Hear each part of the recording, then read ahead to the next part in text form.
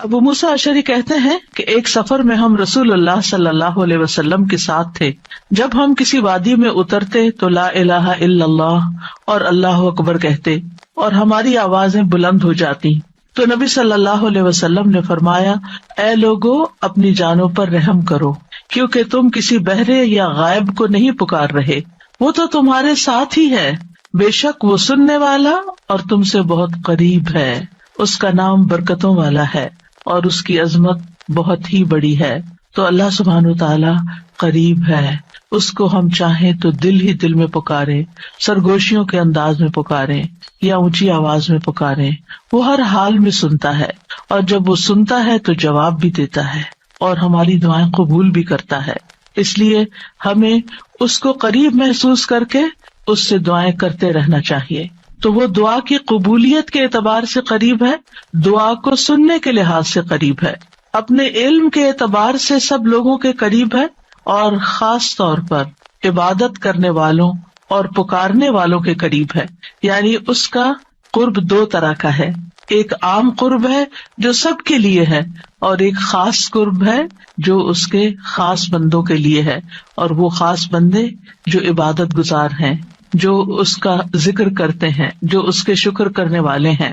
تو اللہ سبحانہ تعالیٰ ان کی دعاؤں کو قبول کرتا ہے، ان کی مدد کرتا ہے اور انہیں نیک کاموں کی توفیق عطا کرتا ہے. یہاں پر آپ دیکھ رہے ہیں کہ فَإِنِّي قریب کہہ کے بندے اور رب کے درمیان کوئی فاصلہ نہیں رکھا گیا اس اعتبار سے کہ کوئی اور واسطہ ہو. یہاں اللہ سبحانہ تعالیٰ نے جواب کو قل یا فقل کہہ کے نہیں فرمایا، جیسا کہ دوسری آیات میں آتا ہے. جتنے بھی سوال صحابہ کرام نے رسول اللہ صلی اللہ علیہ وسلم سے کیے تو ان کے جواب میں اللہ تعالیٰ نے فرمایا قل، آپ انہیں بتا دیجئے. لیکن یہاں پر قل بھی نہیں آیا، ڈائریکٹ فإنی قریب، اذا سألک عبادی انی فإنی قریب، یعنی بیچ میں کوئی واسطہ نہیں لایا گیا. تو اس سے یہ پتہ چلتا ہے کہ ہمارے اور ہمارے رب کے بیچ میں کسی اور واسطے اور کسی اور وسیلے کی ضرورت نہیں. اور جب اللہ تعالیٰ نے یا عبادی کہہ دیا تو اس میں سارے بندے شامل ہو جاتے ہیں، چاہے وہ نیک ہوں یا بد ہوں، بڑے ہوں یا چھوٹے ہوں، گناہگار ہوں یا بہت پرہیزگار ہوں، کوئی بھی ہو، جو بھی اپنے رب کو پکارتا ہے رب اس کی پکار کو سنتا ہے اور وہ قریب ہے.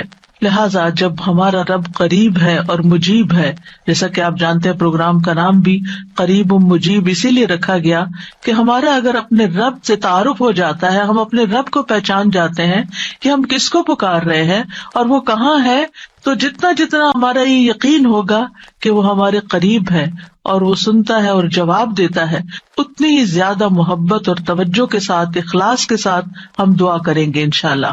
اور پھر آپ دیکھیے کہ اللہ تعالیٰ ہماری دعاؤں کو ضائع نہیں کرتا. اجیب دعوت الداعی اذا دعانی، مطلب یہ ہے کہ جو بھی مجھ سے مانگتا ہے وہ کچھ پا کے ہی لوٹتا ہے، وہ نامراد نہیں ہوتا. جیسے زکریا علیہ السلام نے کہا تھا کہ وَلَمْ أَكُنْ بِدُعَائِكَ رَبِّ شَقِيًّا، کہ اے رب تجھے پکار کر تو میں کبھی بدبخت ہوا ہی نہیں، کبھی مایوس ہوا ہی نہیں، کبھی محروم ہوا ہی نہیں. جب بھی تجھے پکارا تجھ سے کچھ پا ہی لیا.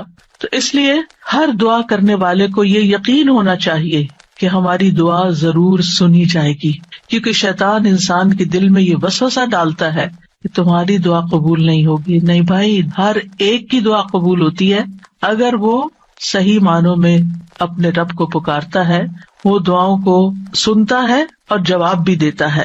ضرورت اس بات کی ہے کہ ہم اپنے دل کو حاضر کر کے اللہ سے مانگیں، اخلاص کے ساتھ مانگیں، اور قبولیت کے جو اوقات ہیں یا جو علامات ہیں ان کو سامنے رکھتے ہوئے مانگیں. اور پھر ساتھ یہ بھی کہا گیا فَلْيَسْتَجِيبُوا لِي وَلْيُؤْمِنُوا بِي لَعَلَّهُمْ يَرْشُدُونَ، کہ انہیں چاہیے کہ وہ بھی میری بات مانیں.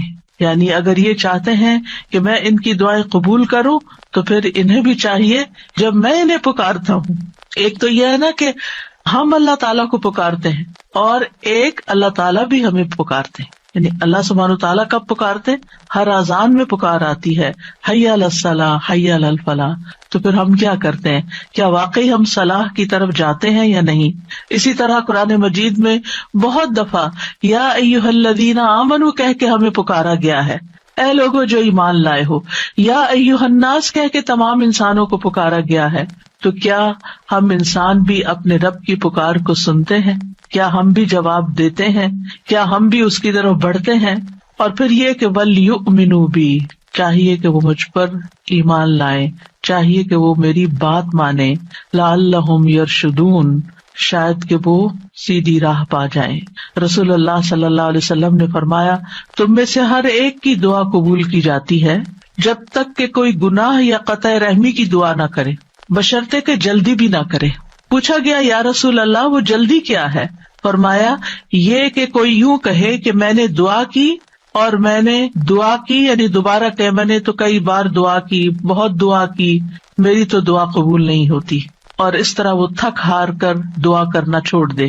ایسا نہ کرے بلکہ دعا کرتا رہے، کیونکہ اس کی قبولیت کے مختلف طریقے ہیں. تو اللہ سبحانہ تعالیٰ ہم سے قریب ہے. ایک اور آیت میں آتا ہے سورۃ ہود کی، وَإِلَىٰ ثَمُودَ أَخَاهُمْ صَالِحًا قَالَ يَا قَوْمِ اعْبُدُوا اللَّهَ مَا لَكُم مِّنْ إِلَٰهٍ غَيْرُهُ هُوَ أَنشَأَكُم مِّنَ الْأَرْضِ وَاسْتَعْمَرَكُم فِيهَا فَاسْتَغْفِرُوهُ ثُمَّ تُوبُوا إِلَيْهِ إِنَّ رَبِّي قَرِيبٌ مُّجِيبٌ. اور سمود کی طرف ان کے بھائی صالح کو بھیجا، اس نے کہا اے میری قوم اللہ کی عبادت کرو، اس کے سوا تمہارا کوئی معبود نہیں، اسی نے تمہیں زمین سے پیدا کیا اور تمہیں اس میں آباد کیا، سو اس سے بخشش مانگو، پھر اس کی طرف پلٹ آؤ، یقیناً میرا رب قریب ہے، قبول کرنے والا ہے. ان ربی قریب مجیب. یہاں قوم سمود کی بات کی جا رہی ہے. یہ لوگ مدائن کے علاقے میں رہتے تھے جو تبوک اور مدینہ منورہ کے درمیان واقع تھا. صالح علیہ السلام نے اپنی قوم کو ایک طرف اللہ سبحانہ تعالیٰ کی عبادت کی دعوت دی، توحید کی دعوت دی کہ صرف وہی تمہارا معبود ہے جس نے تمہیں پیدا کیا، جس نے تمہیں زمین میں آباد کیا، لہٰذا تم شرک سے اجتناب کرو، صرف اللہ کی طرف رجوع کرو. کیوں؟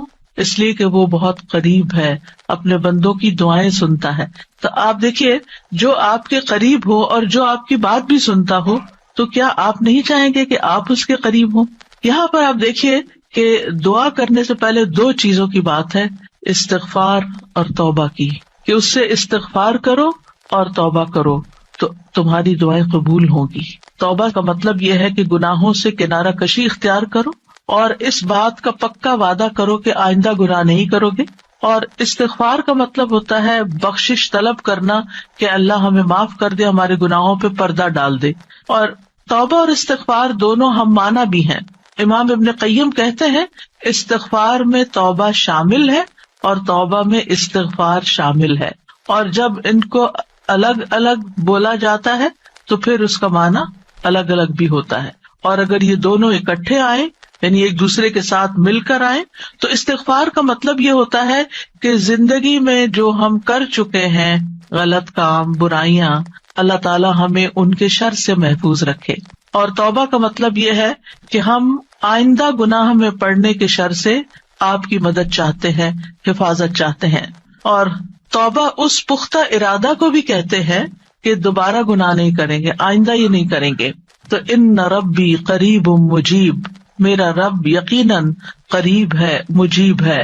اور یہاں قریب قرب سے شفقت اور اکرام کے معنوں میں، یعنی رب بہت شفیق اور مہربان ہے، بہت کریم ہے.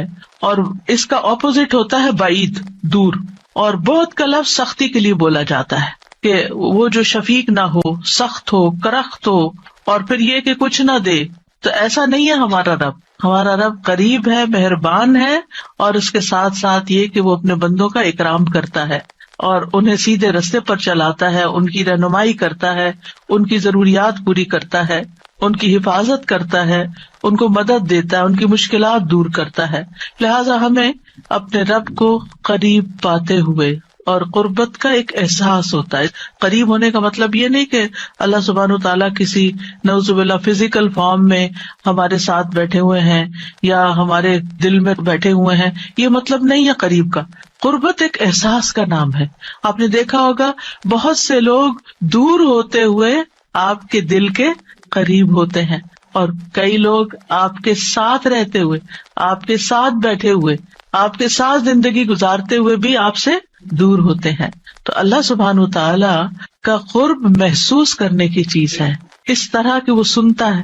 اللہ سبحانہ وتعالیٰ سنتا ہے، السمیع ہے، اللہ تعالیٰ دیکھتا ہے، البصیر ہے، اللطیف ہے، الخبیر ہے، ہمارے دلوں کے راز بھی جانتا ہے. تو اس سے بڑھ کے قریب کون ہوگا، جو شہرک سے بھی زیادہ قریب ہے، اور جو ہمارے دل میں خیال اٹھ کر جو ہمارے دماغ تک جاتا ہے اس سے پہلے کہ دماغ تک جائے وہ بیچ میں حائل ہوتا ہے اور وہ جان لیتا ہے کہ بندہ کیا سوچ رہا ہے. نہ صرف یہ کہ وہ یہ جانتا ہے کہ اس وقت کیا کر رہے ہیں ہم، وہ یہ بھی جانتا ہے ہم پاسٹ میں کیا کر چکے ہیں، اور وہ یہ بھی جانتا ہے کہ ہم فیوچر میں کیا کچھ کرنے والے ہیں. کوئی اور ہے ایسا جو اتنا زیادہ ہمیں جانتا ہو؟ کیا وہ ہماری ضروریات کو نہیں جانتا ہوگا؟ کیا وہ ہمارے دکھ کو نہیں جانتا؟ کیا وہ ہماری پریشانیوں کو نہیں جانتا؟ کیا وہ ہماری زندگی کے مقاصد کو نہیں جانتا؟ کیا وہ ہماری کوششوں کو نہیں جانتا؟ کیا وہ ہماری عبادتوں کو نہیں جانتا؟ وہ خوب جانتا ہے، وہ سب کچھ جانتا ہے. تو جو جانتا ہے اس سے مانگے بنسبت اس کے کہ جو جانتا بھی نہیں ہے، اور ہم اس سے توقعات لگا کے بیٹھے رہے کہ یہ ہمارے لیے کچھ کریں گے. عام طور پر ہم جب کسی مشکل کا شکار ہوتے ہیں تو پھر بندوں کی طرف دیکھتے ہیں، نہیں، جو اپنے رب کو قریب پاتے ہیں وہ اپنے رب ہی کی طرف دیکھتے ہیں اور رب ہی کی طرف پلٹ پلٹ کر جاتے ہیں. اور تابا یتوبو کا مطلب پلٹ پلٹ کر جانا بھی ہے، کہ واپس پلٹتے ہیں کہ اللہ تعالیٰ اگر ہماری کسی بات سے آپ ناراض ہو گئے یا ہم سے خفا ہیں تو ہم تیری ہی طرف پلٹتے ہیں. اعوذ بک منک، تجھ سے ڈر کے پھر تیرے ہی پاس پناہ لیتے ہیں، اپنے گناہوں کے شر سے بچنے کے لیے، اپنی سیئات سے بچنے کے لیے.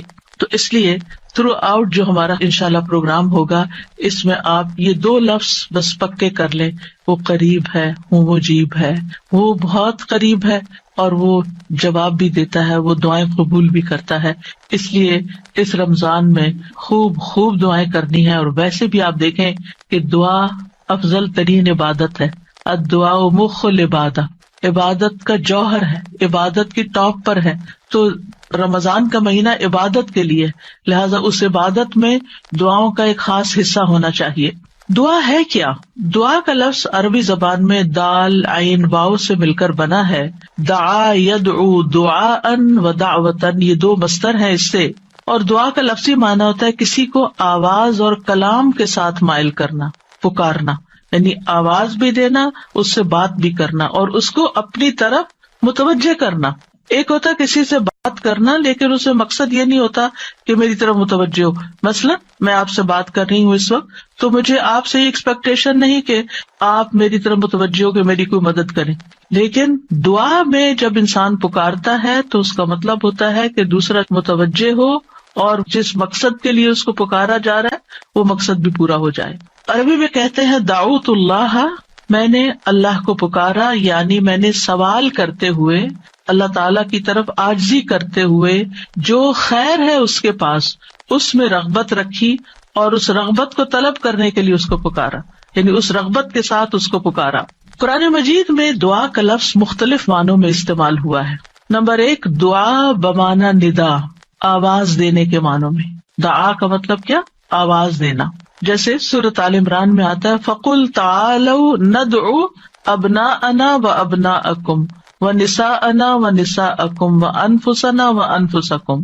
تو آپ کہہ دیجئے کہ آؤ ہم اپنے اور تمہارے بیٹوں کو اور اپنی اور تمہاری عورتوں کو بلا لیں، پکار لیں، یعنی تم بھی ان کو بلا لو، ہم بھی بلا لیتے. تو بلانے کے معنوں میں استعمال ہوتا ہے. تو عربی زبان میں دعا اور ندا یہ 2 لفظ مترادف بھی ہیں، ایک دوسرے سے ملتے جلتے ہیں، سینونیمز ہیں، ایک جگہ پر اکٹھے بھی استعمال ہوئے ہیں. الا دعاء و نداء، کہ پکار اور آواز کے سوا کچھ نہیں سنتا. پھر اسی طرح دعا بمعنی طلب کرنا، کسی چیز کی ڈیمانڈ کرنا. قرآن مجید میں آتا ہے وَلَا تَزِرُ وَازِرَةٌ وِزْرَ أُخْرَى وَإِن تَدْعُ مُثْقَلَةٌ إِلَىٰ حِمْلِهَا لَا يُحْمَلْ مِنْهُ شَيْءٌ وَلَوْ كَانَ ذَا قُرْبَىٰ. اور کوئی بھی بوجھ اٹھانے والا کسی دوسرے کے گناہوں کا بوجھ نہ اٹھائے گا. یہ کب کی بات ہے؟ قیامت کے دن. اور کوئی بوجھ سے لدا ہوا شخص اپنا بوجھ اٹھانے کے لیے کسی کو بلائے گا، اس کو پکارے گا، وَإِن تَدْعُ، تو وہ اس میں سے کچھ بھی نہیں اٹھا سکے گا، کوئی مدد نہیں کرے گا قیامت کے دن، اگرچہ وہ قریبی رشتے دار ہی کیوں نہ ہو. تو کسی کو مدد کے لیے بلانا، آؤ میرا سامان اٹھاؤ، میرا بوجھ اٹھاؤ، اس کے لیے بھی لفظ دعا جس میں ایک طلب پائی جاتی ہے استعمال ہوتا ہے. اسی طرح دعا کا لفظ بمعنی قول بات کے بھی استعمال ہوتا ہے. قرآن مجید میں آتا ہے فما کان دعواہم اذ جاءہم بأسنا الا ان قالوا انا كنا ظالمین. جب ان کے پاس ہمارا عذاب آیا تو ان کا قول اس کے سوا کچھ نہ تھا کہ وہ کہنے لگے بے شک ہم ہی ظالم تھے. تو یہاں پر قول یا بات کے معنوں میں آیا ہے. پھر اسی طرح دعا کا لفظ عبادت کے معنوں میں بھی آتا ہے. سورۃ کہف میں نوجوانوں کا جو قصہ آتا ہے جس میں وہ اب ایمان کو بچانے کے لیے غار کی طرف جا رہے تھے تو اللہ تعالیٰ نے ان کے بارے میں فرمایا وَرَبَطْنَا عَلَىٰ قُلُوبِهِمْ إِذْ قَامُوا فَقَالُوا رَبُّنَا رَبُّ السَّمَاوَاتِ وَالْأَرْضِ لَن نَّدْعُوَ مِن دُونِهِ إِلَٰهًا لَقَدْ قُلْنَا إِذًا شَطَطًا. اور ہم نے ان کے دلوں کو مضبوط کر دیا جب وہ اٹھ کھڑے ہوئے تو کہنے لگے ہمارا رب تو آسمانوں اور زمین کا رب ہے، ہم ہرگز اس کے سوا کسی الہ کو نہیں پکاریں گے، یعنی اس کی عبادت نہیں کریں گے، اور اگر ہم ایسا کریں تو یقیناً ہم نے ناانصافی کی بات کی. تو دعا بمعنی عبادت. پھر اسی طرح پانچواں معنی قرآن مجید میں دعا بمعنی فریاد کرنا، طلب کرنا، فریاد کرنا. اور اس میں وَإِن كُنتُمْ فِي رَيْبٍ مِّمَّا نَزَّلْنَا عَلَىٰ عَبْدِنَا فَأْتُوا بِسُورَةٍ مِّن مِّثْلِهِ وَادْعُوا شُهَدَاءَكُمْ. اگر تمہیں اس قرآن میں شک ہے جو ہم نے اپنے بندے پر نازل فرمایا تو اسی طرح کی ایک سورت تم بھی بنا لاؤ اور اللہ کے سوا اپنے گواہوں مددگاروں کو بھی بلا لو. فریاد کرو کہ وہ آئے اور تمہاری مدد کرے، یعنی مدد کے لیے پکارنا، یہ معنی ہے. پھر اسی طرح دعا بمعنی کسی چیز کی ترغیب دینا، یعنی کسی چیز کی طرف دعوت دینا. نوح علیہ السلام نے اپنی قوم کو پکارا تھا قال رب انی دعوت قومی لیلا ونہارا. اس نے کہا ہے میرے رب بے شک میں نے اپنی قوم کو رات اور دن پکارا، ان کو دعوت دیتا رہا دین کی طرف، اپنے رب کی طرف. اور اس میں معنی عبادت کا بھی ہے کہ اللہ کی عبادت کرو، تو عبادت کی دعوت میں ان کو دیتا رہا. پھر اسی طرح دعا بمعنی منسوب کرنا، نسبت دینا. ادعوہم لآبائہم، ان بچوں کو ان کے حقیقی باپوں کی نسبت سے پکارو. یعنی ادعوہم کا مطلب ہے کہ ان کو اپنے باپوں کی طرف ہی منسوب کرو، جن کے وہ بچے ہیں باپ کا نام نہیں بدلو. اور آٹھواں معنی ہے سوال کرنا، دعا بمعنی سوال. جیسے بنی اسرائیل نے موسیٰ علیہ السلام سے کہا قالوا ادع لنا ربک یبین لنا ما ہی، انہوں نے کہا تم اپنے رب سے ہمارے لیے دعا کرو. تو یہ جو دعا ہے یہ بمعنی سوال ہے، یعنی مانگو کہ وہ ہمارے لیے بیان کر دے کہ وہ گائے کس طرح کی ہو. تو قرآن مجید میں یہ دعا کا لفظ مختلف معنوں میں استعمال ہوا ہے، لیکن دعا کا عمومی شرعی معنی کیا ہے؟ اللہ کی بارگاہ میں عاجزی کے ساتھ سوال کرنا اور اللہ کے پاس جو خیر ہے اس میں راغب ہونا، رغبت رکھنا. اللہ کی بارگاہ میں اللہ کے حضور عاجزی کے ساتھ سوال کرنا، چیخ چلا کے نہیں بلکہ بہت ہمبل طریقے سے. اور جو خیر اللہ کے پاس ہے اس میں رغبت رکھنا، اس کا شوق رکھنا. طیبی کہتے ہیں اس سے مراد ہے اللہ کی بارگاہ میں انتہا درجے کی عاجزی، انکساری اور محتاجگی ظاہر کرنا. جیسے موسیٰ علیہ السلام نے دعا کیا کی تھی رب انی لما انزلت الی من خیر فقیر. اپنے فقر، اپنی محتاجی، اپنی ضرورت کا اظہار کیا تھا، انی لما انزلت الی من خیر فقیر. امام ابن قیم کہتے ہیں اس سے مراد ہے ایسی چیز کو طلب کرنا جو دعا کرنے والے کو فائدہ دے، یعنی فائدے کی چیز حاصل کرنے کے لیے سوال کرنا، اور ایسی چیز کو دور کرنے کے لیے طلب رکھنا جو اس کو نقصان دیتی ہو. تو پھر دو طرح سے دعا کرتا ہے انسان، کچھ فائدے کی چیزیں مانگتا ہے اور کچھ نقصان والی چیزوں کو دور کرنے کے لیے اللہ سے درخواست کرتا ہے. ہماری شریعت میں دعا کی دو بڑی اقسام ہیں، ایک ہے دعائے عبادت اور ایک ہے دعائے مسئلہ. دعائے عبادت کیا ہے؟ اس سے مراد ہے کہ انسان اللہ سے ثواب کی امید رکھتے ہوئے، اس کے عذاب سے ڈرتے ہوئے اس کی عبادت کرے، اس میں سوال نہیں ہے. تو عربی میں دعا بمعنی عبادت بھی استعمال ہوتا ہے. آتا نا وقال ربکم ادعونی استجب لکم ان الذین یستکبرون عن عبادتی سیدخلون جہنم داخرین. اس میں دعا کے دونوں معنی آ گئے. اور تمہارے رب نے فرمایا کہ مجھ سے دعا کرو میں تمہاری دعا قبول کروں گا، یہ تو سوال ہو گیا. اور دوسرا بے شک وہ لوگ جو میری عبادت سے تکبر کرتے ہیں عنقریب و ذلیل و خوار ہو کر جہنم میں داخل ہوں گے. تو یہاں عبادت کا معنی بھی آ گیا عبادت کے لفظ کے ساتھ، یعنی دعا ایک طرح سے عبادت ہے. تو دعائے عبادت کیا ہے کہ انسان اللہ سے ثواب کی امید رکھتے ہوئے اس کے عذاب سے ڈرتے ہوئے اللہ کی عبادت کرے، جیسے نماز پڑھے، روزہ رکھے، قرآن کی قرأت کرے، تسبیح کرے، صدقہ کرے، اللہ کی طرف لوگوں کو دعوت دے، تعلیم کا کام کرے. تو انسان ان میں سے جو بھی عبادت کا کام کرے گا وہ دراصل اللہ کی طرف راغب ہوگا، کیونکہ دعا میں رغبت پائی جاتی ہے. اور جو شخص مثلا نماز پڑھتا ہے تو گویا وہ زبان حال سے دعا کر رہا ہوتا ہے، اللہ سے بخشش مانگ رہا ہوتا ہے کہ اللہ تعالیٰ ہمارے اوپر رحم کیجیے، ہم نے جو گناہ کیے ہیں آپ ان کو معاف کر دیجیے. کیونکہ نماز بذات خود کیا کرتی ہے، بلاؤں کو ٹالتی ہے، گناہوں کو معاف کرنے کا ذریعہ ہے. ٹھیک ہے. اچھا، صدقہ کیا کرتا ہے؟ گناہوں کی آگ بجھاتا ہے. ٹھیک ہے نا. تو یہ جو گناہوں کی آگ کا بجھنا ہے، یہ ہم بول کے بھی کہہ سکتے اللہ میں جہنم کے عذاب سے بچا، تو وہ ہماری زبان بول رہی ہوتی ہے.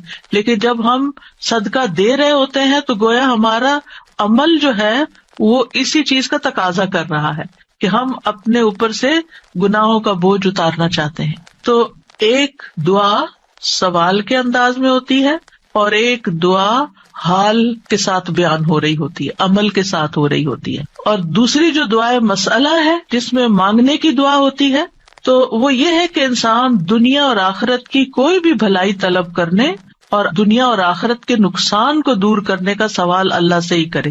دنیا اور آخرت کی کوئی بھی بھلائی مانگنا اور دنیا اور آخرت کے کسی بھی نقصان سے بچنا، یہ بس اللہ ہی سے کرے اس کا سوال. یہ دعائیں مسئلہ ہے، یہ سوال کرنے والی، یعنی وہ دعا جس میں ہم سوال کرتے ہیں. کن چیزوں کا سوال کرتے ہیں؟ دنیا اور آخرت دونوں. آخرت نہیں بھولنی. ربنا آتنا فی الدنیا حسنۃ وفی الآخرۃ حسنۃ وقنا عذاب النار. تو دنیا اور آخرت کی حسنہ مانگنا اور دنیا اور آخرت کے عذاب سے، مصیبت سے بچنا. وقنا عذاب النار، سب سے بڑی مصیبت تو آگ ہے نا، یعنی اس کی کوئی تکلیف انسان کو پہنچے. نبی صلی اللہ علیہ وسلم نے فرمایا دعا عبادت ہے. قال الدعاء هو العبادۃ قال ربکم ادعونی استجب لکم. تمہارے رب کا فرمان ہے میں پکارنے والے کی دعا قبول کرتا ہوں جب وہ مجھے پکارتا ہے. تو دعا جو ہے یہ عبادت کی اقسام میں سے سب سے عظیم قسم ہے.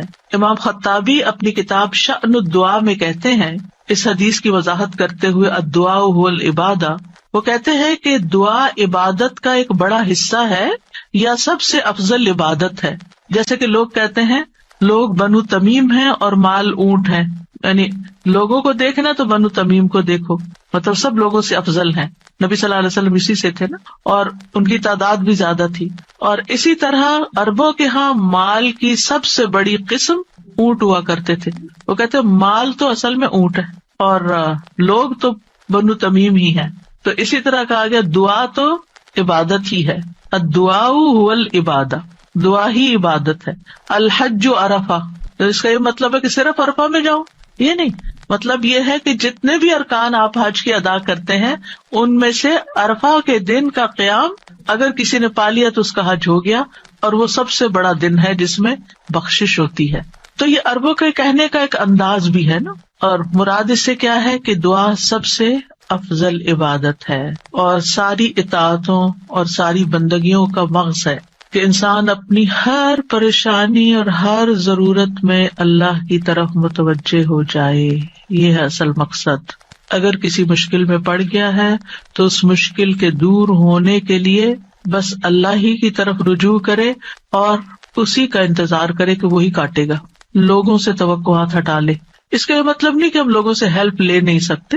آپ لوگوں سے ہیلپ لے سکتے ہیں، آپ ان کو بتا سکتے ہیں کہ آپ کس مشکل میں اور اس کا حل کیا ہے، لیکن ان سے توقع نہ رکھے کہ یہ میری مشکل حل کر دیں گے. مثلاً آپ کو کوئی پرابلم ہوئی ہے، آپ کسی سے مشورہ کرنا چاہتے ہیں، آپ کسی سے کاؤنسلنگ لینا چاہتے ہیں، آپ ضرور لیں، لیکن یہ توقع نہ رکھیں کہ یہ آپ کا مسئلہ حل کر دے گا یا بس یہی آپ کے لیے سب کچھ ہو گیا. اس کو اللہ سبحانہ وتعالیٰ سے آگے نہ رکھے. کہتے ہیں نا ہمت مردہ مدد خدا. ہمت آپ نے کرنی ہے، کوشش آپ نے کرنی، مدد اللہ نے کرنی ہے. دعا کی بھی ہمت ہوتی ہے اور دعا کے لیے بھی ایک ایفرٹ لگانی پڑتی ہے اور اس کے لیے یکسو ہونا پڑتا ہے. خصوصاً آپ دیکھیں کہ جب کسی بڑی پریشانی کے نتیجے میں انسان کے ہوش اڑ جاتے ہیں، اوسان خطا ہو جاتے ہیں، اس کو کچھ سمجھ نہیں آتی، تو ایسی صورت میں انسان اپنے خیالات کو مجتمع کر کے، فوکس کر کے، پوری توجہ کے ساتھ اللہ کی طرف جب متوجہ ہوتا ہے تو یہ ہے اصل میں دعا کی روح. اور نہ صرف یہ کہ بڑی مشکلات میں بلکہ چھوٹی چھوٹی ضروریات میں بھی اللہ کی طرف رغبت کرنی چاہیے. دعا کی ضرورت کیوں ہے ہماری زندگی میں؟ کیونکہ ہم اللہ کے محتاج ہیں، بادشاہ وہی ہے، ہم فقیر ہیں. یا ایھا الناس انتم الفقراء الی اللہ، اے لوگو تم سب اللہ کے محتاج ہو. کوئی بھی انڈیپینڈنٹ نہیں، کوئی بھی یہ نہیں کہہ سکتا کہ میں اپنے سب کام خود ہی کر سکتا ہوں. واللہ هو الغنی الحمید، اور اللہ سب سے بے پرواہ ہے اور تعریف کے لائق ہے. بندوں میں سے کوئی بھی بے پرواہ نہیں ہو سکتا، ہم سب محتاج ہیں. دوسری بات، اللہ سارے خزانوں کا مالک ہے. وَإِن مِّن شَيْءٍ إِلَّا عِندَنَا خَزَائِنُهُ، کوئی چیز ایسی نہیں، وَإِن مِّن شَيْءٍ إِلَّا عِندَنَا خَزَائِنُهُ، کہ جس کے خزانے ہمارے پاس نہ ہوں. آپ کوئی چیز آرڈر کرنا چاہتے ہیں تو پتہ چلتا ہے وہ تو ہے ہی نہیں، ختم ہو گئی، اسٹاک ختم، آؤٹ آف اسٹاک. بڑی سے بڑی کمپنی، بڑے سے بڑے ریسورسز رکھنے والے انسانوں سے جب آپ مانگتے ہیں تو آپ دیکھیں کیا ہوتا ہے کہ انسان بعض اوقات وہ اوپر جا کے اتنی نیچے گرتے ہیں کہ پائی پائی کے محتاج ہو جاتے ہیں. ایسی مثالیں آپ نے بھی دیکھی ہوں گی، سنی بھی ہوں گی کہ کہاں ان کے پاس بہت کچھ تھا اور کہاں وہ زیرو پہ آ گئے. اللہ تعالیٰ ایسا نہیں ہے، ہمیشہ سے ہے اس کے پاس اور ہمیشہ رہے گا. ساری مخلوق اگر کسی میدان میں جمع ہو کر سب کچھ مانگے تو بھی اللہ تعالیٰ کے خزانوں میں اتنی کمی نہیں آتی جتنی ایک سوئی کو سمندر میں ڈبو کے نکالا جائے تو پانی جو سوئی کے ساتھ لگتا ہے اتنی بھی کمی نہیں ہوتی. وہ جتنا چاہے خرچ کرتا رہے، جتنا چاہے وہ بندوں کو دیتا رہے، پھر بھی اس کے ہاتھ بھرے رہتے ہیں، ان میں کوئی کمی نہیں ہوتی. ایک اور آیت میں آتا ہے سورۃ المنافقون میں، وَلِلَّهِ خَزَائِنُ السَّمَاوَاتِ وَالْأَرْضِ، آسمانوں اور زمین کے خزانے اللہ کے پاس ہیں. پھر کیا کرنا چاہیے؟ اس کے پاس جانا چاہیے جس کے پاس کوئی خزانہ نہیں ہے، اس کے پاس جو سارے خزانوں کا مالک. مشکل یہ ہے کہ ہمارے مانگنے میں کمی ہوتی ہے، دیر ہوتی ہے. وہ سب کچھ دے سکتا ہے، سب کچھ ہے اس کے پاس، یو نیم اٹ. آپ گھر جا کے بیٹھیں، غور کریں، نماز کے بعد کسی اور خاموشی تنہائی کے وقت مجھے کیا چاہیے، مجھے کیا مسئلہ ہے، مجھے کیا پرابلم ہے، میری کیا پریشانی ہے، کیا اللہ کے پاس اس کا حل ہے؟ یقیناً ہے، وہ کر سکتا ہے، بالکل کر سکتا ہے. پھر مجھے کیا کرنا چاہیے؟ اسی سے مانگنا چاہیے، اس سے گڑ گڑا کے مانگنا چاہیے، اس سے اپنی محتاجی اور اپنی بیچارگی کا اظہار کر کے مانگنا چاہیے. امن یجیب المضطر اذا دعاہ ویکشف السوء، اللہ تعالیٰ آپ سے پوچھتے ہیں کون ہے جو بے قرار کی، مضطر، بے قرار، بے چین انسان کی بات سنتا، اس کو جواب دیتا. امن یجیب المضطر اذا دعاہ، جب بھی وہ اس کو پکارتا ہے، ویکشف السوء، اور وہ تکلیف کو دور بھی کرتا ہے. ایسا نہیں کہ وہ صرف سن رہا ہے، اس نے وہ تکلیف دور بھی کر دینی ہے. اور آپ کہیں گے بس اتنی سی بات تھی، میں اس کو اتنا پہاڑ بنائے ہوئی تھی، اپنی زندگی کا بہت بڑا مسئلہ بنائے ہوئے تھی، اور اللہ تعالیٰ کے لیے بس اتنی سی بات تھی. میرے مانگنے میں کمی تھی، اس کے پاس نہیں کمی. ہماری دعا میں کمی ہے، ہمارے اخلاص میں کمی ہے، اس کے دینے میں کمی نہیں ہے. اس طرح پکارا کرے نا کہ اللہ تعالیٰ آپ تو دے کر کسی کمی کا شکار نہیں ہوتے، لیکن میری کمی پوری ہو جائے گی. پھر آپ دیکھیں ہر بھلائی دینے اور ہر تکلیف دور کرنے پہ قادر ہے. سورۃ الانعام میں آتا ہے وَإِن يَمْسَسْكَ اللَّهُ بِضُرٍّ فَلَا كَاشِفَ لَهُ إِلَّا هُوَ وَإِن يَمْسَسْكَ بِخَيْرٍ فَهُوَ عَلَى كُلِّ شَيْءٍ قَدِيرٌ، اگر اللہ تجھے کوئی تکلیف پہنچائے تو اس کے سوا کوئی دور کرنے والا نہیں، اور اگر وہ تجھے کوئی بھلائی پہنچائے تو وہ ہر چیز پر پوری طرح قادر ہے. وہ سب کچھ کر سکتا ہے، وہ قادر ہے. نہ آپ کی کوئی خیر اور بھلائی کو لے جا سکتا ہے، کیونکہ عام طور پہ ہم وہم کا شکار رہتے ہیں کہ اگر میری اس نعمت کا کسی کو پتہ چل گیا تو پھر کیا ہوگا، شاید وہ نظر ہی لگ جائے اور نعمت چھین ہی جائے. ہر وقت اس وہم کا شکار رہنا دراصل اپنے آپ کو ٹارچر کرنا ہے. نہیں، وَإِن يَمْسَسْكَ بِخَيْرٍ، اگر اللہ نے آپ کو کوئی خیر دی ہے، فَهُوَ عَلَى كُلِّ شَيْءٍ قَدِيرٌ، وہ ہر چیز پہ قادر ہے، وہ آئندہ بھی دیے رکھے گا. اس نے اس لیے تھوڑی دی ہے کہ بس ایک بندہ کوئی دیکھے اس چیز کو اور بس وہ واپس لے لے، وہ ایسا نہیں کرتا. ایک روایت میں آتا ہے کہ ایک شخص نے رسول اللہ صلی اللہ علیہ وسلم سے پوچھا، اے اللہ کے رسول، آپ کن چیزوں کی دعوت دیتے ہیں؟ یعنی آپ کی دعوت کیا ہے، آپ کیا بتاتے ہیں لوگوں کو، آپ کیا سکھاتے ہیں؟ آپ نے فرمایا میں اس اللہ کی طرف دعوت دیتا ہوں جو اکیلا ہے، وہ اللہ کہ جب تم پر کوئی مصیبت آتی ہے اور تم اسے پکارتے ہو تو وہ تم سے تمہاری مصیبت دور کر دیتا ہے. یہ ہے اللہ کا تعارف. جب آپ کے بچے آپ سے پوچھیں اللہ کون ہے تو آپ کیا بتاتے ہیں؟ یہ بڑے بڑے لفظ بولتے ہیں نا. یہ دیکھیں یہاں پر کیا بولا گیا، اتنے سمپل. آپ بچے کو کہہ سکتے ہیں اللہ وہ ہے جو تمہیں کھانا دیتا ہے، اللہ وہ ہے جو تمہیں فلاں چیز دیتا ہے، تمہیں ماما بابا دیے ہیں. جو جو بچے کی ضرورت ہوتی ہے ایج کے حساب سے آپ اس اعتبار سے بچے کو اللہ کا تعارف کرا سکتے ہیں، ان چیزوں کے ساتھ جو نظر آتی ہیں اور جو اس کی پسند کی ہیں کہ وہ ہے اللہ. پھر آپ نے فرمایا کون ہے اللہ کہ جب تم کسی بیابان اور جنگل میں راستہ بھول جاؤ اور تم اس سے دعا کرو تو وہ تمہیں واپس پہنچا دیتا ہے. اور صرف جنگل بیابان نہیں، اب تو خیر GPS وغیرہ کی سہولت موجود ہے تو اس کے باوجود بھول جاتے ہیں نا، اس کے باوجود غلط ٹرن لے لیتے ہیں، کبھی پہلے اور کبھی بعد میں. GPS فریز ہو جاتے ہیں، نیٹ چلا جاتا ہے، روڈ میپ ختم ہو جاتا ہے، کئی مسائل ہیں. تو کبھی بھی راستہ بھولیں تو ہم پہلی بات یہ سوچیں کہ اللہ سے دعا کرتے ہیں اللہ راستہ دکھا دے. راستہ بھولنے پر مجھے کبھی ٹینشن نہیں، میں ہمیشہ سوچتی ہوں اللہ پہنچا دے گا، ہو جائے گا، کوئی مسئلہ نہیں. اللہ کے تو علم ہے نا. میں تو کہتی ہوں کہ آپ کو پتا ہے نا کہاں ہے، بس وہاں لے جائیں. ہمیں نہیں پتا، آپ کو تو پتا ہے نا. تو جب آپ اللہ سے مانگتے ہیں کبھی لاڈ پیار سے، کبھی اس کی کسی صفت کا واسطہ دے کر، کبھی اپنی عاجزی محتاجی ظاہر کر کے، تو وہ ضرور سنتا ہے. پھر فرمایا وہ ذات کہ جب تم قحط سالی میں مبتلا ہوتے ہو اور تم اس سے دعا کرتے ہو تو وہ تم پر پیداوار ظاہر کر دیتا ہے، یعنی تمہاری پیداوار اگا دیتا ہے زمین سے. یہ ہے اللہ، یہ اللہ کا تعارف. پھر آپ دیکھیے کہ ہم کیوں اللہ سے مانگے، کیونکہ زمین و آسمان کی ساری مخلوق اللہ ہی سے مانگتی ہے، تو ہم کیوں نہ مانگے. آپ غور کیجئے ذرا اس بات پر، یسألہ من فی السماوات والارض کل یوم ھو فی شأن. اسی سے مانگتا ہے جو کوئی آسمانوں اور زمین میں ہے، ہر دن وہ ایک نئی شان میں ہے. اسی سے مانگ رہا ہے ہر کوئی جو آسمانوں اور زمین میں ہے، ہر کوئی. کون کون ہے آسمانوں اور زمین میں؟ آسمانوں میں فرشتے ہیں جن کو ہم جانتے ہیں، زمین پر انسان اور جنات ہیں، اس کے علاوہ جو اور مخلوقات ہیں، وہ ساری مخلوق اللہ سے مانگ رہی ہے. اگر ساری مخلوق اللہ سے مانگتے اور ہم کسی اور سے مانگنا شروع کر دیں، غیر اللہ سے مانگیں، تو کتنی حماقت والی بات ہے نا. اللہ نے عقل اسی لیے دی تھی کہ ہم اللہ ہی کو نہ پہچانے. تو اللہ سبحانہ و تعالیٰ سے سوال کرنے کے اعتبار سے 4 طرح کے لوگ ہیں. امام ابن تیمیہ کہتے ہیں پس تمام آسمانوں اور زمین کے لوگ اللہ سے سوال کرتے ہیں تو ان کے 4 درجات بن جاتے ہیں.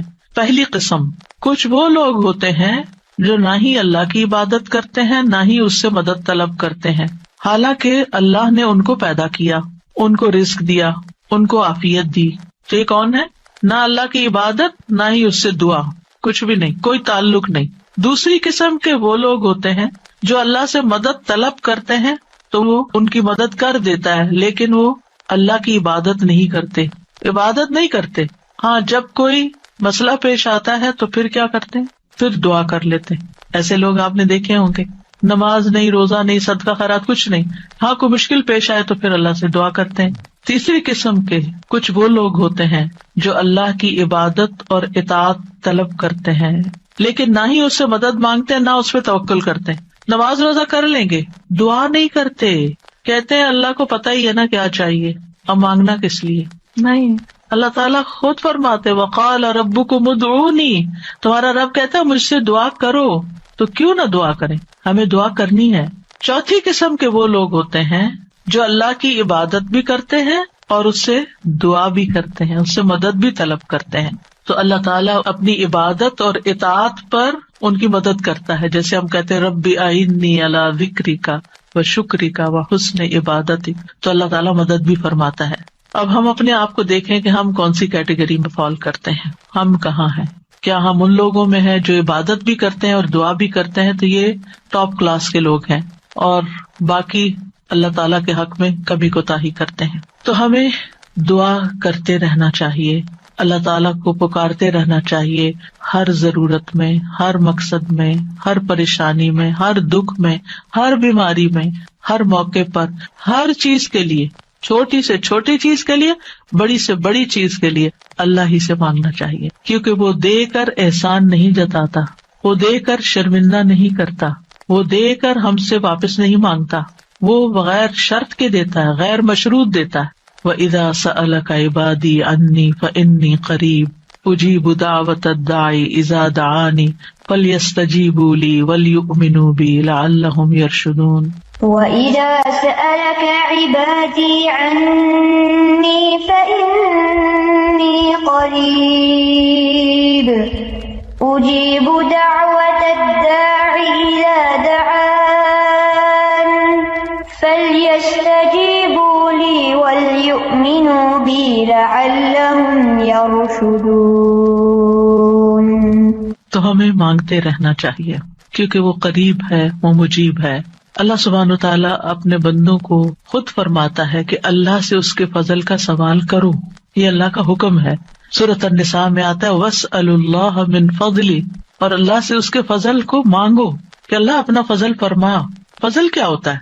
جو ہم ڈیزرو نہیں کرتے، نہ اپنی عبادت کی وجہ سے، نہ کسی محنت کی وجہ سے، نہ کسی قابلیت کی وجہ سے، نہ کسی ہنر کی وجہ سے. ہم ڈیزرو نہیں کرتے لیکن آپ دے سکتے. ہم پھر بھی آپ سے مانگتے ہیں، چاہے ہم اس قابل نہیں لیکن پھر بھی آپ سے مانگ، آپ ہمیں عطا کیجیے. اور اللہ تعالیٰ کو یہ بات پسند ہے کہ بندے اس سے مانگیں، کیونکہ بندے کو جب کسی چیز کی ضرورت ہوتی ہے نا اور وہ اس کو اللہ تعالیٰ سے مانگتا ہے تو وہ اللہ تعالیٰ کے ساتھ کنیکٹ ہو جاتا ہے، اللہ تعالیٰ کو یاد کرتا ہے، اس کے سامنے اپنی حالت کا اظہار کرتا ہے، اپنا دکھ، اپنا شکوہ، اپنا غم، اپنا رنج، اپنی پریشانی اس کو سناتا ہے، جو سن کر آگے نشر نہیں کرتا.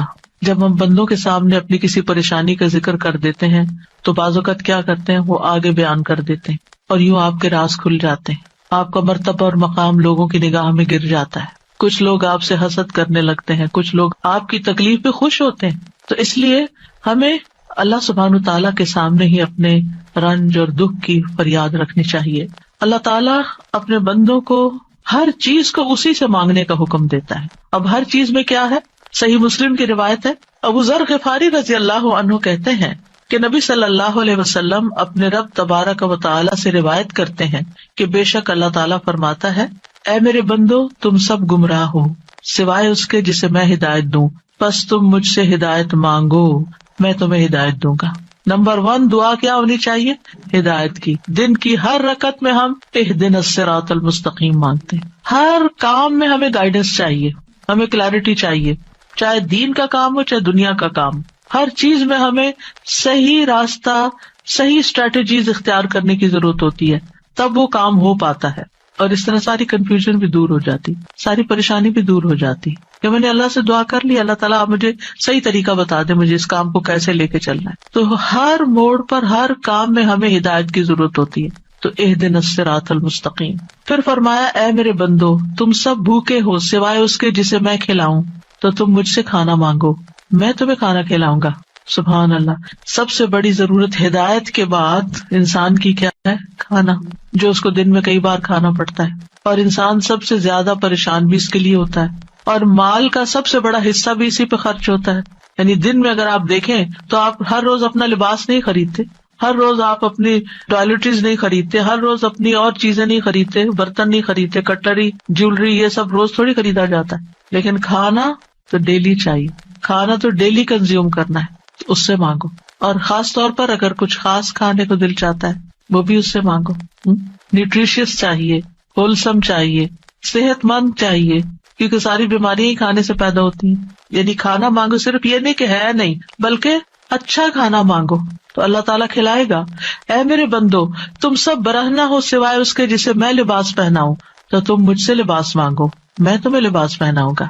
بعض اوقات انسان کو کوئی خاص چیز پہننے کو دل چاہتا ہے، مانگے اللہ سے، اللہ دے گا. اے میرے بندو تم سب دن رات گناہ کرتے ہو اور میں سارے گناہوں کو بخش دیتا ہوں، تم مجھ سے بخشش مانگو میں تمہیں بخش دوں گا. کیوں اپنے اوپر بوجھ لیے پھرتے ہو؟ کتنے گناہ کر لیے، بہت لیٹ کر دیا، پتہ نہیں اب میری معافی ہوگی یا نہیں، اب میں کیا کروں. وہ معاف کر دے گا، مانگ کر تو دیکھو. اے میرے بندو اگر تمہارے اولین و آخرین اور جن و انس ایک صاف چٹیل میدان میں کھڑے ہو کر مجھ سے مانگنے لگے اور میں ہر ایک کو جو مجھ سے مانگ رہا ہے وہ سب کچھ دے دوں جو وہ مانگ رہا ہے، تو میرے خزانوں میں کوئی کمی نہیں ہوگی مگر جتنی سمندر میں سوئی ڈال کر نکالنے سے کمی آتی، کچھ کمی نہیں. مانگو، اس کا تو کچھ نہیں بگڑتا، اس کا تو کچھ کم نہیں ہوتا. نبی صلی اللہ علیہ وسلم نے بھی اللہ سے مانگنے کا حکم دیا ہے. عبداللہ بن عباس کہتے ہیں ایک دن وہ رسول اللہ صلی اللہ علیہ وسلم کے پیچھے سوار تھے تو رسول اللہ صلی اللہ علیہ وسلم نے ان سے فرمایا اے لڑکے میں تجھے چند کلمات سکھا رہا ہوں. احفظ اللہ یحفظک، تم اللہ کے احکام کی حفاظت کرو اللہ تمہاری حفاظت کرے گا. احفظ اللہ تجدہ تجاہک، اللہ کی حفاظت کرو یعنی اللہ تعالیٰ کے احکامات کی، تم اسے اپنے سامنے پاؤ گے، قریب پاؤ گے. اذا سألت فاسأل اللہ، جب تمہیں مانگنا ہو اللہ سے مانگو، جب تمہیں مانگنا ہو کچھ بھی مانگنا ہو. وَإِذَا اسْتَعَنْتَ فَاسْتَعِنْ بِاللَّهِ، اور جب مدد چاہیے اللہ سے مدد مانگو، کسی بھی طرح کی مدد.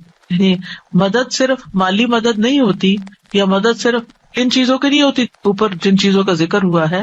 مدد تو ہمیں ہر کام میں چاہیے. ہم کون سی لائن اختیار کریں، کون سا پیشہ اختیار کریں، کون سی جاب لیں، کون سی نہ لیں، کیا کریں کیا نہ کریں، فلاں جگہ جانا ہے جائیں یا نہ جائیں، ہر معاملے میں. اور یہ جو ہمیں استخارہ سکھا دیا گیا تو یہ بھی تو یہی ہے. اور اس استخارے میں بھی آپ دیکھیے اذا سألک عبادی انی فانی قریب اجیب دعوت الداعی اذا دعانی، اس میں بھی آپ دیکھیں بیچ میں واسطہ نہیں رہا نا.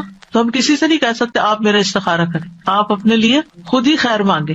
آپ صلی اللہ علیہ وسلم نے عبداللہ بن عباس سے کہا جان رکھو اگر ساری دنیا مل کر بھی تمہیں نفع پہنچانا چاہے تو تمہیں نفع نہیں پہنچا سکتی سوائے اس کے جو اللہ نے تمہارے لیے لکھ دیا. اور اگر وہ سارے مل کر تمہیں کوئی نقصان دینا چاہیں نقصان نہیں دے سکتے سوائے اس کے جو اللہ نے تمہارے لیے لکھ دیا. کتنا بڑا توکل سکھاتی ہے یہ بات. کتنی فکریں پریشانیاں دل سے اور دماغ سے بالکل آف لوڈ ہو جاتی، کچھ نہیں ہوتا، کوئی کچھ نہیں بگاڑ سکتا. ہم ڈرتے رہتے ہیں نا، کبھی فیوچر سے ڈرتے ہیں، کبھی لوگوں سے ڈرتے ہیں، کبھی کسی بیماری سے ڈرتے ہیں، کبھی بھوک فقر و فاقہ سے ڈرتے ہیں، کبھی اپنے اولاد کے بارے میں ڈر رہے ہوتے ہیں، فکر کر رہے ہوتے ہیں ان کا کیا بنے گا، ان کے ایمان کا کیا ہوگا، ان کے کھانے پینے کا کیا ہوگا، ان کے رہنے کا کیا. یہی فکریں تو ہیں ہماری جن میں ہم ڈوبے رہتے ہیں. اللہ نے ہمیں صرف ان فکروں کے لیے تھوڑی بھیجا ہے، ہمیں تو اللہ نے اپنی عبادت کے لیے بھیجا تھا. اللہ نے ہمیں بڑے کام کرنے کے لیے بھیجا. ہم نے اپنے آپ کو چھوٹی چھوٹی چیزوں میں الجھا کر بیمار کر لیا اور انہی کے اندر ہی گھومتے رہے اور انہی کی فکر کرتے رہے اور انہی کے بوجھ تلے دبے رہے. جبکہ ہمیں تو کنتم خیر امت اخرجت للناس، تم بہترین امت ہو، تمہیں تو انسانیت کے لیے پیدا کیا گیا تھا، تمہیں تو اوروں کے لیے پیدا کیا گیا تھا کہ تم خود بھی ہدایت پر اور انہیں بھی اللہ کی طرف بلاؤ. اور تم صرف اپنی ہی ذات میں کھو گئے اور صرف اپنے ہی غم لے کر بیٹھ گئے اور صرف اپنی ہی پریشانیوں میں دن رات رہے. ان سب چیزوں کو تو اللہ کے حوالے کرنے کی ضرورت ہے، وہ ٹیک کیئر کرے گا. ان تنصر اللہ ینصرکم، اگر تم اللہ کی مدد کرو گے اللہ تمہاری مدد کرے گا اور وہ ضرور کرے گا. تم اوروں کی فکر کرو اللہ تمہاری کرے گا. تو اس لیے ہمارے کرنے کا کام کیا؟ احفظ اللہ یحفظک، حفاظت چاہیے تم اللہ تعالیٰ کے احکامات کی حفاظت کرو، جو تمہیں کہا جا رہا ہے وہ پابندی سے کرو، باقی کام اللہ کا ہے. اور پھر احفظ اللہ تجدہ تجاہک، جب تم اللہ کے بن جاؤ گے نا تو پھر اللہ کو بہت قریب پاؤ گے. پھر آپ دیکھیے کہ اللہ کے نزدیک دعا سے زیادہ کوئی چیز معزز نہیں. دعا انسان کو عزت دیتی ہے. جب انسان بندوں کے آگے ہاتھ پھیلاتا ہے تو ذلیل ہوتا ہے، اور جب اللہ سے مانگتا ہے دو ہاتھ اٹھا کے، بندوں کے سامنے تو ہم ایک ہاتھ پھیلاتے ہیں اور اللہ کے سامنے دو ہاتھ پھیلاتے ہیں. اور جب انسان اللہ سے مانگتا ہے تو اللہ اس بندے سے محبت کرتا ہے اور اس بندے کو دیتا ہے، نوازتا ہے اور عزت دیتا ہے، اپنی جناب سے دیتا ہے. اور جب بندوں سے مانگتے ہیں تو وہ کبھی دیتے ہیں کبھی نہیں دیتے، اور کبھی دے کے اذیت بھی دیتے ہیں، اور پھر احسان جتاتے ہیں، دکھ دیتے ہیں، ذلیل کرتے ہیں، بعض اوقات آپ کی انا کو مجروح کر دیتے ہیں، آپ کی عزت کو مجروح کر دیتے ہیں، آپ کو بعض اوقات بدنام کر دیتے ہیں. تو اللہ کے نزدیک دعا سے زیادہ کوئی چیز معزز نہیں. لیس شیء اکرم علی اللہ من الدعاء. پھر یہ کہ اللہ تعالیٰ دعائیں سنتا ہے. وَلَقَدْ نَادَانَا نُوحٌ فَلَنِعْمَ الْمُجِيبُونَ. یقیناً نوح نے ہمیں پکارا تو ہم بہت اچھے قبول کرنے والے ہیں. ہم نے ان کی سنی، ہمیں کیوں بتایا جا رہا ہے؟ تاکہ تم بھی پکارو، تمہاری بھی سنی جائے گی. ابراہیم علیہ السلام نے کیا کہا تھا؟ ان ربی لسمیع الدعاء. میرا رب تو یقیناً دعا سننے والا ہے، وہ تو ضرور سنتا ہے. اور پھر خاص طور پر جو مضطر ہو، بے چین ہو، بے قرار ہو، لاچار ہو. امن یجیب المضطر اذا دعاہ ویکشف السوء. یہ لاچار کون ہوتا ہے؟ ابن عباس کہتے ہیں اس سے مراد وہ شخص ہے جس کی ایسی ضرورت ہو جو اس کو مشقت میں ڈال دے، یعنی مصیبت میں پڑ جائے انسان، چاہے اندر قلبی روحانی طور پر، چاہے مالی طور پر، چاہے صحت، یعنی کسی بھی اعتبار سے جو چیز اس کو مشکل میں ڈال دے. مشقت میں، یہ لاچاری ہوتی ہے. یہ کہتے ہیں ڈپینڈنسی جیسے ہو جاتی ہے دوسروں پر. سدی کہتے ہیں کہ اس سے مراد وہ شخص ہے جس کے پاس کوئی ہیلا چارہ قوت باقی نہ رہے، یعنی دنیا میں اس کا کوئی وسیلہ سبب نہیں رہا، تنہا رہ گیا، وہ سنتا ہے. ذنون کہتے ہیں اس سے مراد وہ شخص ہے جو اپنے تعلقات کو اللہ کے سوا سب سے کاٹ دے، بس اللہ ہی ہے میرا. ابو جعفر کہتے ہیں کہ اس سے مراد مفلس شخص ہے جس کے پاس کچھ نہیں.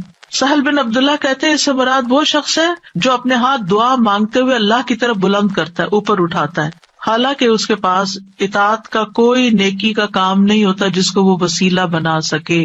لاچار. اب ہر جگہ سے مایوسی ہوگی، اب ایک ہی راستہ ہے، اور وہ راستہ شیطان کہتا ہے تم تو اتنے نافرمان ہو، تمہاری نہیں سنی جائے گی. نہیں، وہ پھر بھی سنتا ہے. امن یجیب المضطر. اصل میں بندے تو ہم اللہ ہی کے ہیں نا، چاہے ہم اللہ کو اپنا بنائیں یا نہ بنائیں، ہیں تو اسی کے، جانا تو اسی کی طرف ہے، دنیا میں بھی اسی کی طرف جانے کی ضرورت پیش آتی ہے. اور پھر آپ دیکھیے کہ اللہ تعالیٰ کا قبولیت کا وعدہ بھی ہے اور وہ بندوں کی حاجات پوری کرتا ہے. اللہ تعالیٰ خود پکارتے ہیں جب رات کا ایک تہائی حصہ بچتا ہے، آسمان دنیا پہ نزول فرما کے اللہ تعالیٰ فرماتے ہیں کون ہے جو مجھ سے دعا کرے تو میں اس کی دعا قبول کروں، کون ہے جو مجھ سے بخشش طلب کرے تو میں اسے بخش دوں، کون ہے جو مجھ سے رزق مانگے تو میں اس کو رزق عطا کروں، کون ہے جو تکلیف دور کرنے کی درخواست کرے تو میں اس کی تکلیف دور کروں. اور یہ اعلان فجر کے طلوع ہونے تک ہوتا رہتا ہے. تو اللہ تعالیٰ پکار رہے ہیں کہ مانگو مجھ سے. اب دیکھیے اگر کبھی آپ کے پیرنٹس میں سے کوئی یا کوئی بڑا یا اگر آپ سے کہے کہ اچھا مانگو، کیا مانگتے ہو، فرمائش کرو، کیا کرتے ہیں ہم، ہمارا حال کیا ہوتا ہے؟ بہت خوش ہو جاتے ہیں کہ اتنی بڑی آفر آ گئی ہے، کرو فرمائش، کیا چاہیے، جیولری چاہیے، کپڑے چاہیے، جو چاہیے مانگو. تو ہمارا خوشی سے ایسا حال ہوگا کہ ہمیں یہ بھی یاد نہیں رہے گا کہ اب مانگنا کیا ہے آپ نے. اللہ سبحانہ وتعالیٰ روز ہمیں پکارتے ہیں کرو فرمائش، مانگو، کچھ مانگو، اور ہم مانگتے ہی نہیں. جاگ بھی جائے تو ہم مانگتے نہیں. مانگنے کی ضرورت ہے. آپ دیکھیے کہ دنیا کے بادشاہ جب کوئی سوالی آتا ہے، کوئی بیگر آتا ہے، وہ دروازے بند کر دیتے ہیں. جو انسان 2 سے 3 دفعہ آپ سے کچھ مانگ چکا ہو، جب آپ اس کو دیکھتے ہیں تو وہ موڑ کے چل دیتے ہیں، یہ پھر آ گیا ہے، پھر کچھ مانگے گا. کیا اللہ تعالیٰ بھی ایسے کرتا ہے؟ 100 بار آئے آپ اس کے پاس، 100 بار عطا کرے گا. وہ اپنا دروازہ بند نہیں کرتا، وہ اپنی دولت نہیں چھپاتا، وہ تمہارے لیے ہر روز رات کو دروازہ کھولتا ہے. آ جاؤ تم میری طرف، مانگو مجھ سے.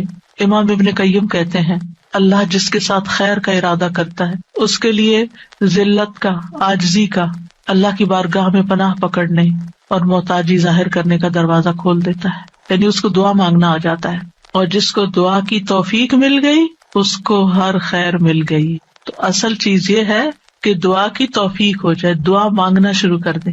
آپ دیکھیں کہ اس نیت سے بھی یہ پروگرام رکھا گیا تھا کہ ہم روز دعا کے بارے میں کچھ سنیں، پھر دعا کے مطلب کو سمجھیں، دعا دعا دعا کرتے رہے تاکہ ہمیں دعا مانگنا آ جائے. یعنی اس کا ہول سول گول ہے اس پروگرام کا وہ یہ کہ ہمیں دعائیں مانگنا آ جائے، ہم دعاؤں کے شوقین ہو جائیں، دعا مانگنے سے محبت کرنے لگے، دعاؤں کے اوپر یقین کرنے لگے کہ اللہ تعالیٰ سنتا اور ضرور سنے گا، اور ہمارے سارے بوجھ اتر جائیں اور ہم سارے اپنے معاملات اپنے رب کے سپرد کر دیں، اور ہم دنیا میں بھی ایک اچھی زندگی بسر کریں اور آخرت میں بھی. امام ابن تیمیہ کہتے ہیں جب اللہ کسی بندے کے ساتھ خیر کا ارادہ کرتا ہے تو اس کے دل میں دعا مانگنے اور اس سے مدد طلب کرنے کا الہام کر دیتا ہے کہ اللہ سے مانگو، اس کے دل میں ڈال دیتا ہے، اور اللہ اس کے مدد طلب کرنے اور اس کے دعا مانگنے کو اس کے لیے خیر کا ذریعہ بنا دیتے ہیں جس کے لیے اس نے مدد طلب کی ہوتی ہے، یعنی اس کا رستہ نکل آتا ہے. تو دعا مانگنے کے فائدے کیا ہیں؟